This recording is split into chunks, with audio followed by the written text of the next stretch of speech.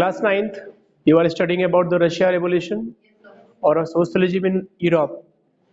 Socialism Europe में आपका next topic रहेगा ट्रूबुलेंट टाइम. इट मीन्स एक ऐसा समय जिसमें हर एक आदमी डरा हुआ था, क्योंकि dictatorship, aristocracy, autocracy ruling over there, not a socialism और a democracy. They are not available of the democracy. जहां पर डेमोक्रेसी या रिपब्लिक नहीं होगा वहां पे ये रूल होगा. ये रूल मतलब ऑटोक्रेसी होगा, अरिस्टोक्रेसी होगा, या मोनार्ची होगा, डिक्टेटर होगा, किसी एक का शासन होगा. And when the power goes to in one hand, जब पावर को किसी एक व्यक्ति के हाथ में दे दी जाती है तो वो पावर शेयर नहीं होती, वो डिसेंट्रलाइजेशन नहीं होती, वो सेंट्रलाइजेशन होती है. अभी आप नेक्स्ट सीनियर क्लास में पढ़ेंगे कि सेंट्रलाइजेशन और डिसेंट्रलाइजेशन में क्या होता है. जब power, when the power goes to in one hand, तो वो किसका शासन हो गया? किसी एक राजा का शासन हो गया. ठीक है ना. और अब वर्कर्स पार्टी को पीजेंट का सपोर्ट मिलने लगा था. क्यों मिला था? एक क्वेश्चन अगर आ जाए एग्जाम में कि पीजेंट का सपोर्ट वर्कर्स पार्टी को मिलने लगा था, इसका क्या कारण है? What is the reason behind support of the people, support of the Jadidist and farmer? बताओ क्यों मिला था?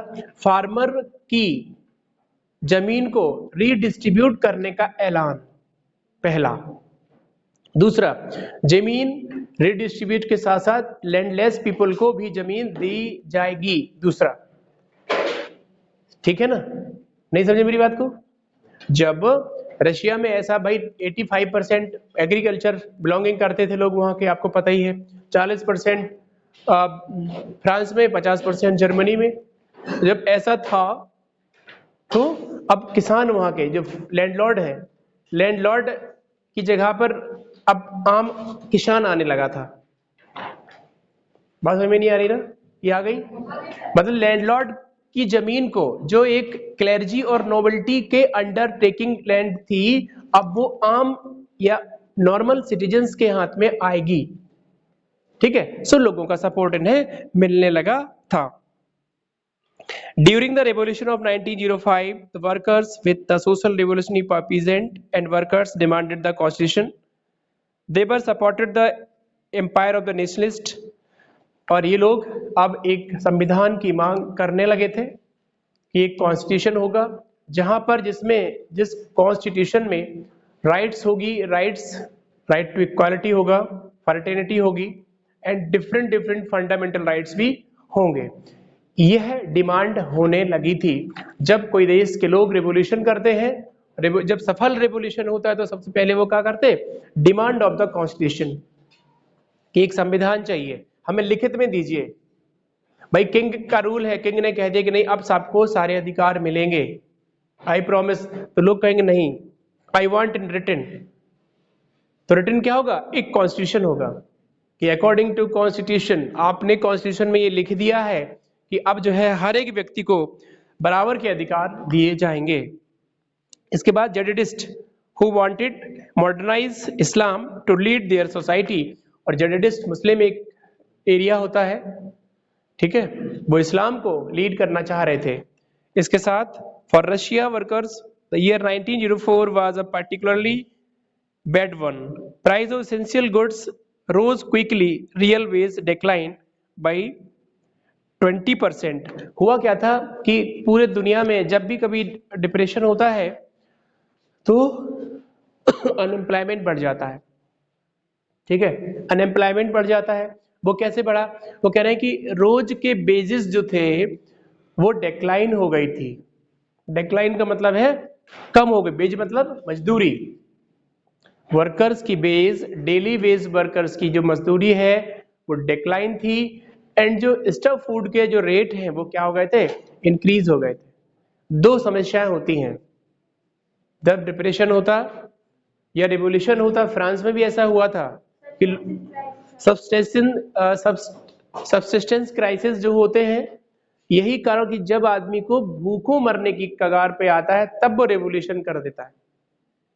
व्यक्ति जब तक कुछ नहीं कहता, जब तक उसको खाने को मिल रहा है, तो वही था कि खाने पीने के सामान के दाम इंक्रीज हुए, मजदूरी डिक्लाइन हुई।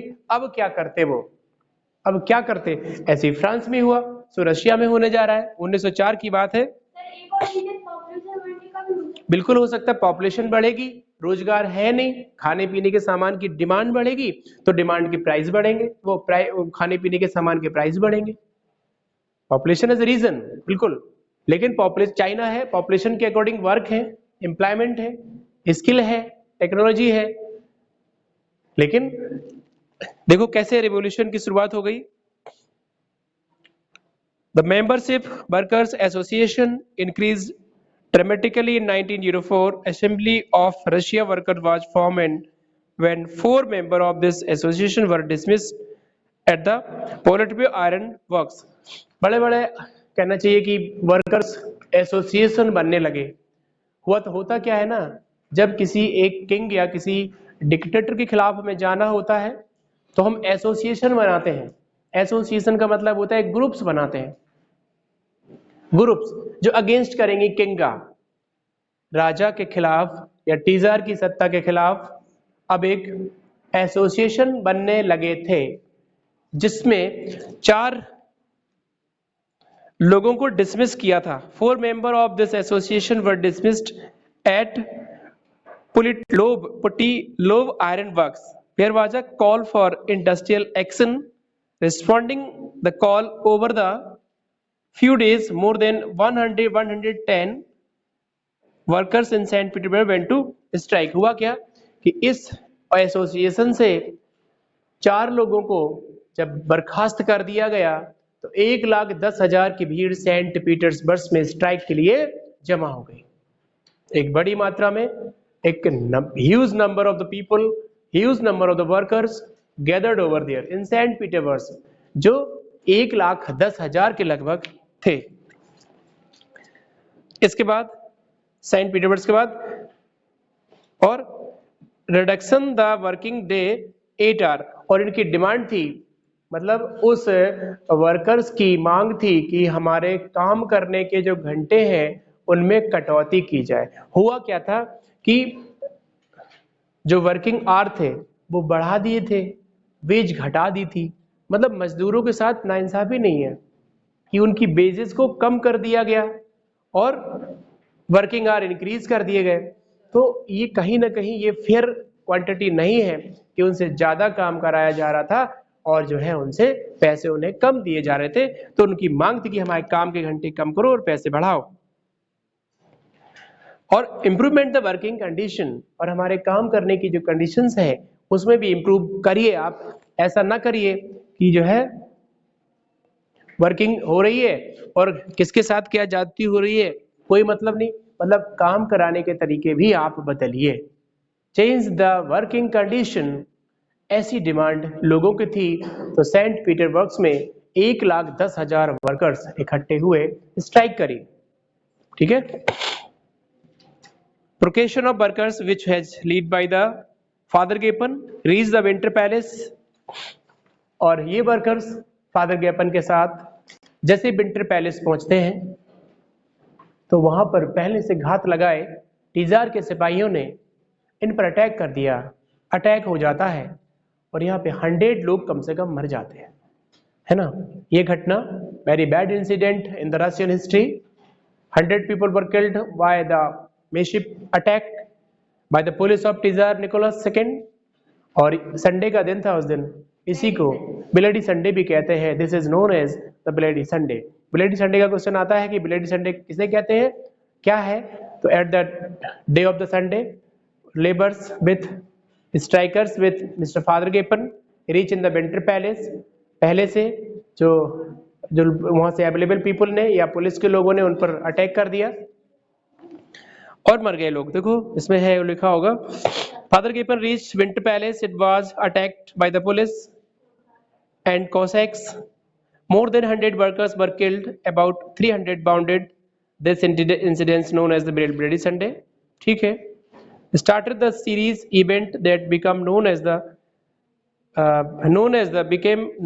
1905 revolution, और यहीं से अब शुरुआत होती है खून खराबे की यहीं से ट्रिबुलेंट टाइम है ये, इसी को दहशत का समय, आतंक का समय, डर का समय कहा गया है, क्योंकि इसमें ब्लडी संडे हो गया था, है ना। संडे के दिन में 300 लोगों की बाउंडेड हो जाना, घायल हो जाना, 100 लोगों की मृत्यु हो जाना अचानक से, मतलब लोग स्ट्राइकर जा रहे हों और उन पर पहले से घात लगाए सिपाही हैं, उन पे गोली चला दी जाए। टीजार के सिपाही थे वो, और निकोलस सेकंड के मर गए इन लोग। तो एक बैड इंसिडेंट रशिया की हिस्ट्री में, जिस प्रकार इंडिया की हिस्ट्री में जलियांवाला बाग इंसिडेंट होता है, वहां भी 100 लोग मरते हैं, मोर देन 100 लोग मरते हैं अकॉर्डिंग टू बुक, है ना। अकॉर्डिंग नहीं, 10,000 नहीं, हिस्ट्री की बुक के अकॉर्डिंग 100 लोग मरे हैं, लेकिन वहां मरे ज्यादा थे, ठीक है, मरे उसमें ज्यादा थे, लेकिन अकॉर्डिंग टू हिस्ट्री की बुक में यही है कि 100 लोग मरे और कुछ लोग बाउंडेड हो गए। तो नहीं लगता है कि 100 लोग इतनी बड़ी incident, this is very bad incident in the Indian history. Date of 13 April 1919, Jallianwala Bagh, Amritsar, Uttar Pradesh, Punjab, ठीक है। तो यहाँ भी जैसी विंटर पैलेस पहुंचते हैं और ये ऐसी घटना हो जाती है, और ये कम से कम event of the became the known as the 1905 revolution. Strikes took place throughout of the country and universities were closed down when students' bodies stays walk out, complaining about the lack of civil liberals, liberties, lawyers, doctors, engineers, and other middle class respective workers. They established the union demanded the constituent assembly। और ये बड़ी घटना, बहुत बड़ी incident के बाद, कौन सी, bloody Sunday जैसी एक बड़ी इवेंट के बाद, doctors, engineers, students, teachers and different workers are over there demanded a constitution, a constituent assembly. उन्होंने भी कहा कि नहीं, ऐसी घटनाएं होती रहेंगी, अगर हम इसको नहीं रोकेंगे। फादर गिब्बन के साथ 100 लोगों का मारे जाना रशिया की हिस्ट्री में बहुत बहुत बुरा दिन था, ब्लेडी संडे का। तो उन्होंने ये सब डिमांड रखी कि अब हमें एक कॉन्स्टिट्यूशन चाहिए, हमें एक कॉन्स्टिट्यूशन असेंबली चाहिए। 1905 के समय revolution permission was granted by the Tsar to create the elected constitutive parliament और ड्यूमा, और 95 के रिवोल्यूशन से दहशत आ गया टीजार निकोलस सेकंड। दहशत में उसने एक पार्लियामेंट बनाने की घोषणा कर दी, उसका नाम था ड्यूमा, ठीक है। But this is first Duma. देखते हैं ड्यूमा के साथ कैसी ये क्या हालत करते हैं ड्यूमा की, आगे देखते हैं। पहली ड्यूमा सस्पेंड करेगा, फिर तीसरी ड्यूमा बनाएगा, पहली ड्यूमा, ऐसे 3 ड्यूमा बनाएगा। देख लीजिए। For a brief while during the revolution there existed a large number of the trades unions factory committee made up the factory workers. After 1905 most community was union function since the were declared illegal। पता है most community, ये जो है जितनी भी 1905 के बाद जितनी भी कम्युनिटी वैसे बनती थी, ये ड्यूमा बनाने के बाद गुस्से में आ गया, लेकिन फर्स्ट ड्यूमा एक्सेप्ट तो कर ली, लेकिन और जो भी कोई एसोसिएशन बनती थी उन्हें ये इलीगल घोषित कर देता था टीजार निकोलस। अब देखो बहुत जल्दी इसने क्या किया,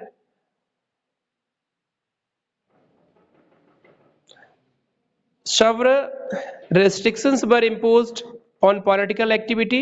teaser dismissed the first Dumas.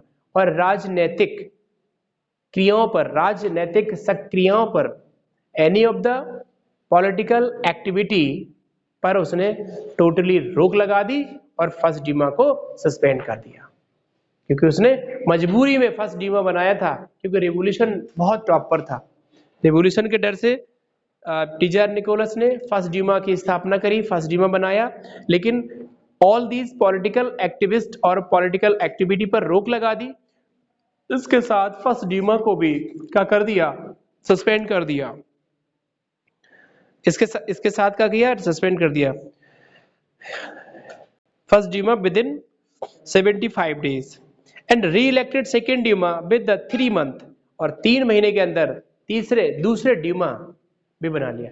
Dumas मतलब पार्लियामेंट। ड्यूमा अगर रिस्टैग होती है, कहाँ की रिस्टैग, कहाँ की थी, रशिया में पार्लियामेंट का नाम है, और यहाँ ड्यूमा नहीं पता है तुम लोगों को। रशिया की बात तो हो रही है, रशिया में पार्लियामेंट को ड्यूमा कहे, रिस्टैग कहाँ कहे, सोच के बताइए। अभी पूछते हैं इसके बाद। देखो re-elected second Duma with the 3 months. He did not want any questioning this authority to any reduction in this power. He changed the voting law and filled the third Duma with the conservative politician. भाई साहब बहुत बड़े चालाक आदमी थे, बहुत ही चतुर आदमी थे। इन्होंने he suspended the first Duma within 75 days and re-elected the second Duma within the 3 months, and after the some time he re-elected also the third Duma due to he don't want to any of the question on his Duma. इस Duma पर किसी प्रकार का प्रश्न चिन्ह उसे नहीं चाहिए था, इसीलिए all these conservative people are include over here.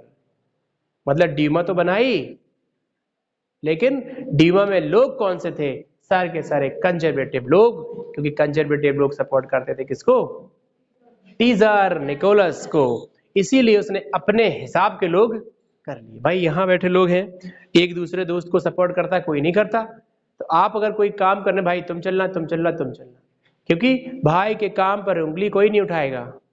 तो टीजर निकोलस का ही मानना था कि कंजर्वेटिव लोग हमें सपोर्ट करेंगे और हम जैसा कहेंगे 2-2 15 होते हैं तो कहेंगे सही है, मतलब गलत का सपोर्ट करेंगे, जनता के हित में कोई बात नहीं करेंगे। ठीक है, तो थैंक यू सो मच। ये लेसन तो अभी फिनिश नहीं हुआ, लेकिन आगे हम लोग बढ़ चुके हैं। ओके।